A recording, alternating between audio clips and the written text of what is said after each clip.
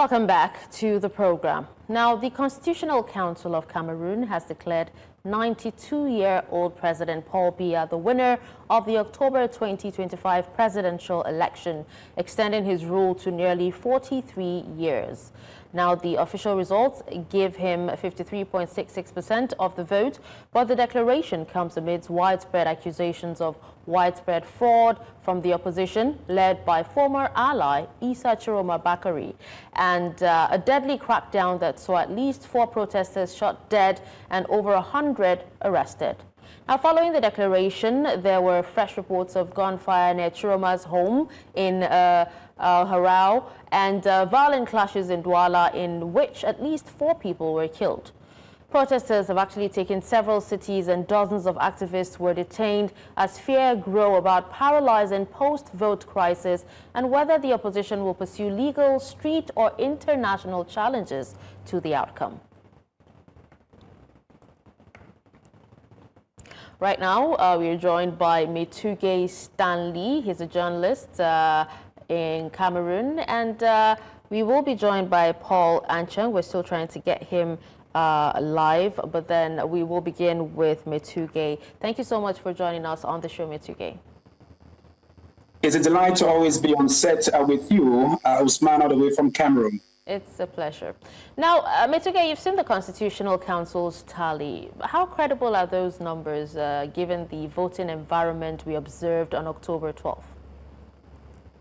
I think the credibility of what they read today will depend on them, because presumably they read what was given to them by those who organized the elections. Cameroonians, indeed, those who had to vote on that day are still struggling.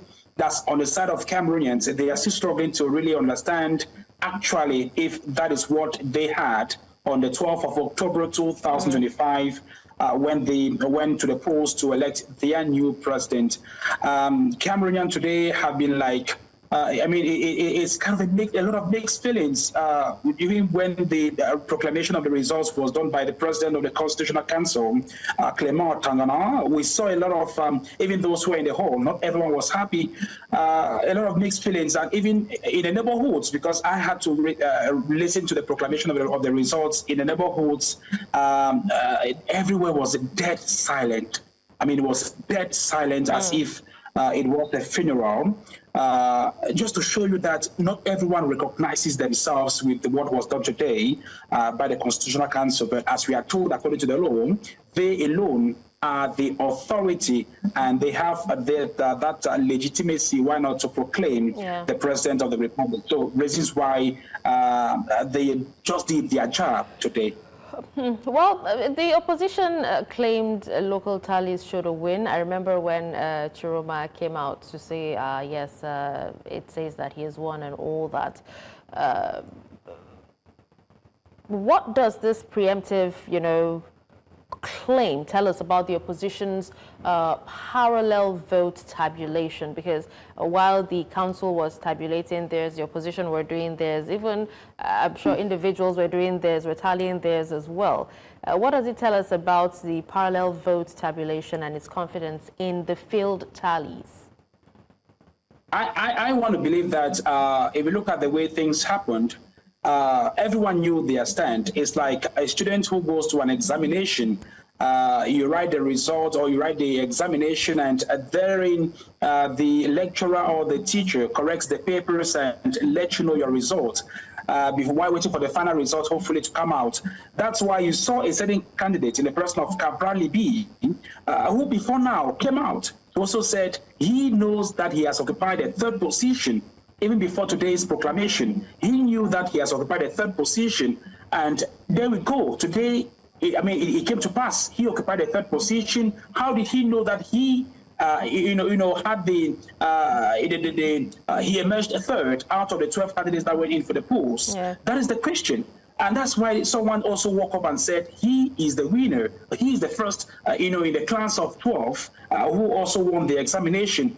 And not everyone accepted that he should say he's the first. But the person who said he's the 3rd he went unperturbed. Everyone clapped for him. Everyone was silent about it. But the person who said he was first instead became the troublemaker. And today the results have released, has revealed that President Paul Biya, of course, won the election by more than 53%, followed by Issa Tchiroma Bakary by more than 35%. And the person whom I said earlier also claimed that he occupied the third position in the person of Cabrali went home with more than 3%. So that is it.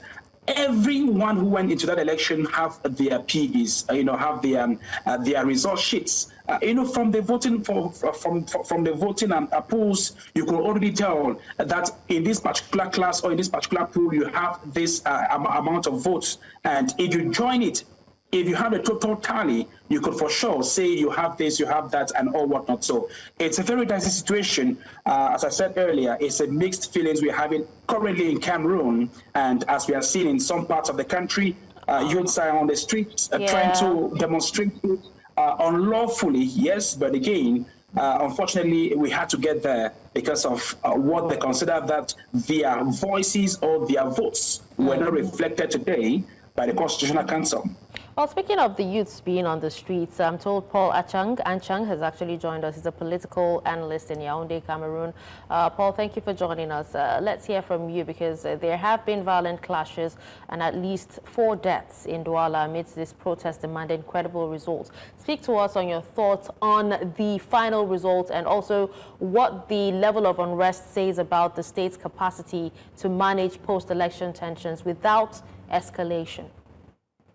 All right, I think we're having a technical issue with Paul. So let me pass that question to you, Paul. Metuge. Metuge, please go ahead and speak to us. What does the whole unrest say about the state's capacity to manage post-election tensions without escalating it? Cameroon is not, we are not used to with such a scenario. Because we have been a peaceful country for several decades now, and to God be the glory. Because by nature, Cameroonians are very peaceful. They are people who love their fatherland. They are people who love their country. And in 2018, they said to themselves that, no, we must have a change. Unfortunately, that change never came by, and they gave themselves 7 more years to have that change come by. And that's why in 2025, what happened. We saw the elections went unperturbed, smooth, and we saw the results that were circulating on social media. Because according to the Electoral Code, upon the or at the end of every of the election day itself, it is normal that you make public the winner of each poll. That's why anyone who says that he or she won in this particular area is because of what he or she has collected from the field. And when we see the results that came out today, many ask themselves the question: is this what we voted for? Does this really reflect us? But for example, we have a region like the Northwest region, where today we are told that the current president won by more than 80%. More than 80%. Can you imagine? And up to now, we are still to understand actually what or the veracity of that particular results from the Northwest region. Also, looking at the diaspora was clean and clear that the person who emerged second, according to the Constitutional Council, had to win all the seats. As we saw here in the African zone, he had about more than 54%. In the Asian zone, he had more than 68%. In the American zone, he had more than 60%. Metuge, I'm so sorry to cut you off, but let's hear Paul's thoughts. We have such little time, but let's hear what he has to say about all of this. Paul, if you can hear me, please go ahead. Sure, definitely. I think he has some good reason, and I can understand him. But as a political scientist as well, I would refer more to the Electoral Code in Cameroon as well. So what he's referring to is Article 113 of Cameroon's Electoral Code, where at every polling station on the day of the election, the polling station after the election as well can make known the results of the particular polling station as well. Now, to make known the report of the polling stations, you equally have to have a report of the proceedings signed by all the participants there of the stakeholders, that be it the Electoral Commission as well, the President of the Polling Station Commission, equally the representatives of the political parties. Now, there are over 31,000 polling stations throughout the presidential election in Cameroon. There is no political party really that can cover all the 31,000 polling stations. So sometimes it's very difficult to have the report of the proceedings with all the representatives of the different political parties signing the report of the proceedings. So that's the challenge really in most elections in Cameroon. So where a political party has an advantage is where the political party can cover most of the polling stations.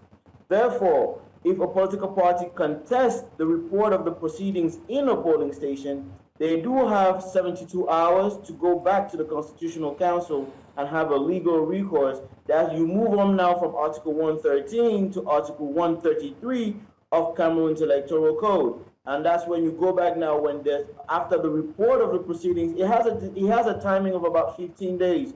You move from the polling station commission, you move to the departmental commission, which takes about 5 days. You have another 5 days that goes to a national vote counting commission that has magistrates and the Constitutional Council. And then you have about the remaining 5 days, that will sum up to 15 days, where the Constitutional Council does the legal review or recourses by participants in the election before it actually proclaims the election as well. So it is true that the frustration in the interpretation of Article 113 could sometimes lead a political party to feel that they might have, in terms of the tally, a better result before the proclamation of the election as well. So sometimes it's a very difficult read. But as we saw today with the proclamation of the results, Issa Tchiroma actually undoubtedly won a majority of 4 regions in a large way, pretty much almost humiliating the incumbent. And then he also equally won the majority of the diaspora vote. But in the other 6 regions where the incumbent won, that's what favored, I would say, the win in terms of about 53% for the incumbent and 35% of the incumbent. Now, with the Cameroon's Electoral Code, there is no recourse after pretty much the proclamation of the results, which leaves maybe another precedent to say that in the upcoming future elections, does there really have to be an amelioration of the Electoral Code to have a post-electoral recourse, which will allow each of the participants to have a legal contestation of particularly of the tally of the total results, because the contestations in Cameroon's Electoral Code are done before the proclamation of the results as well. So sometimes that's where there is a difficulty in the interpretation of Cameroon's Electoral Code. But what we can clearly see is that there needs to be, in terms of the further election, an amelioration probably of the Electoral Code. So there is a constant where we'll be able to differentiate between Article 133, Article 133, which is actually the recourse in terms of the Electoral Code, and Article 113, which means maybe made known the results at the polling station, because you can make known the results at a polling station, but it doesn't give you the latitude in terms of legitimacy to proclaim that a participant won the election. Only the Constitutional Council has that legitimacy as well, and you have to make sure that in terms of the report of the proceedings at the polling station, all the participants have to sign off on those report of the proceedings as well. Now, equally on the Electoral Code, it doesn't necessarily allow for a participant in an election to sort of publish the results digitally as well. So that's where we have this manual effort with Elections Cameroon as to how they manage and organize the election. So if you adjust it to this current day and time, sometimes also the slowness of that can also equally account for a lot of maybe say the interpretation of non-transparency or credibility. Oh. All right, well, sadly, there's no time on our side, and I wish we could actually at least get your final words. But let's see, in 30 seconds, let's start with you, Metuge. Let's have your final thoughts in 30 seconds, and then we'll come to you, Paul, in 30 seconds as well. I think that, the results have been made public. Cameroonians are still struggling to fathom the authenticity of the results. And I just pray that we can indeed have a national reconciliation. We can sit on the same table like Cameroonians and chart the way forward. We've seen the president of the republic, newly elected, of course, acknowledging his re-election and thanking the population and one of the citizens of the republic for electing him for another term. All right. Thank you so much, Paul. 30 seconds, please. Yes, there needs to be a lot of a mediation effort that is done by all the stakeholders, civil society, the incumbent was one, to be able to pacify the registered voters that voted, because we had about 4 million people that voted, but you have 8 million registered voters. So there needs to be an inclusive and participative effort for mediation for all the stakeholders in the electoral process, for people to be able to calm down and therefore move on after this post-election. All right. Well, thank you so much, gentlemen, for your time.